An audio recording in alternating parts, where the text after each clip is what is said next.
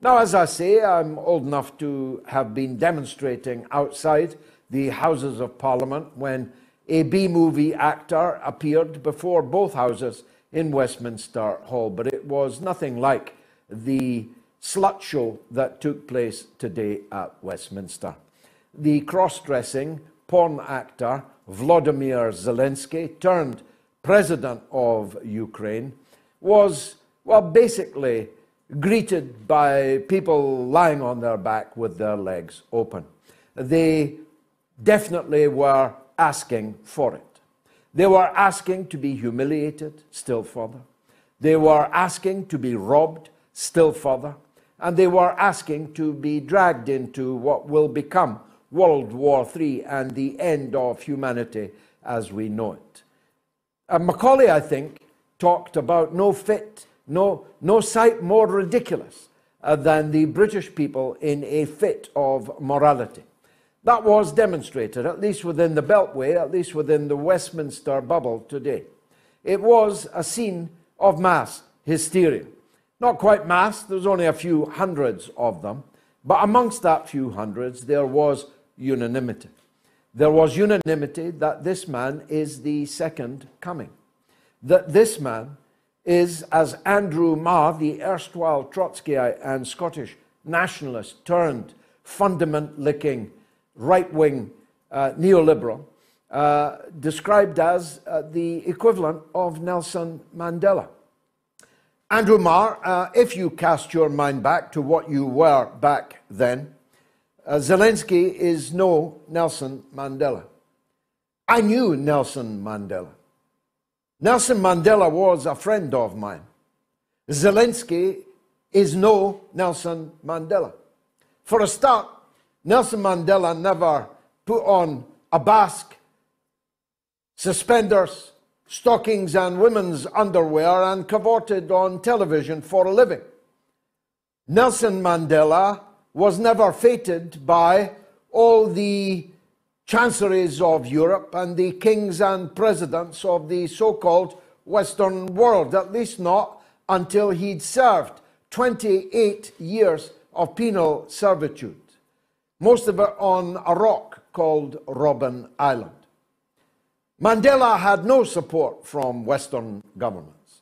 The Western governments conspired and collaborated with those who imprisoned Nelson Mandela and tens of millions of Africans in apartheid South Africa.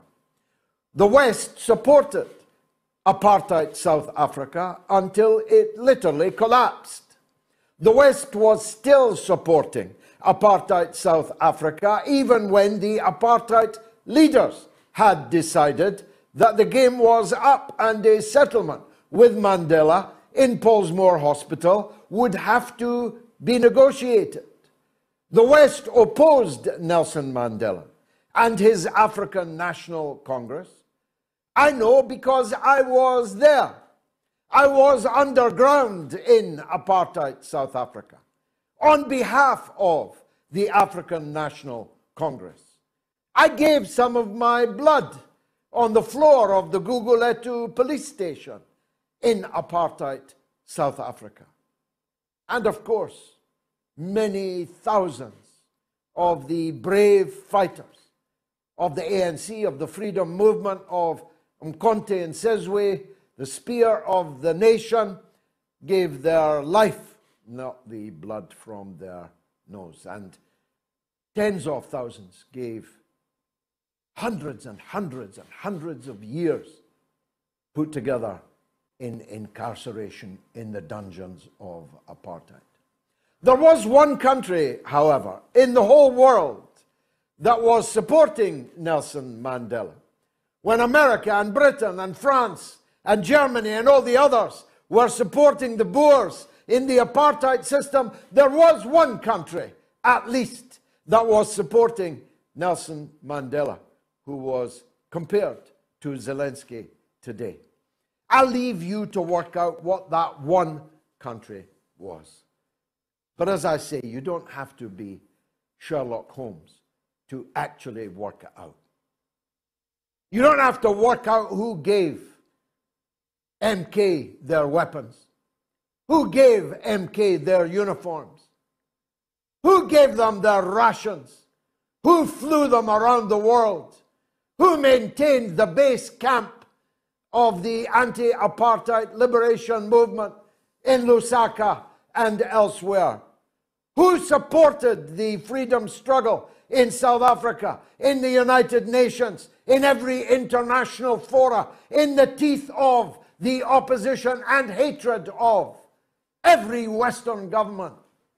I myself sat in Parliament and saw Margaret Thatcher's lips move as she described Nelson Mandela, and I quote, as nothing more than a common terrorist. So don't dare compare this strutting pawn actor, Zelensky, to the great Nelson Mandela. We'll be talking about the war and how badly it's going.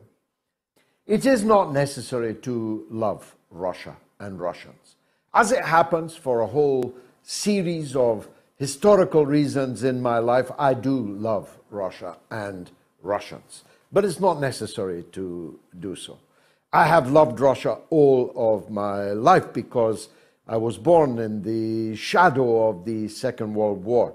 I learned very early in my life that I would have had no life if not for the Russians, if not for their army, the Red Army, which, in Mr. Churchill's words, and I was born under the premiership of Winston Churchill, broke the back of the Nazi war machine. King George of England sent a ceremonial sword to be presented to Stalin in commemoration of the victory at Stalingrad, exactly 80 years ago this very week.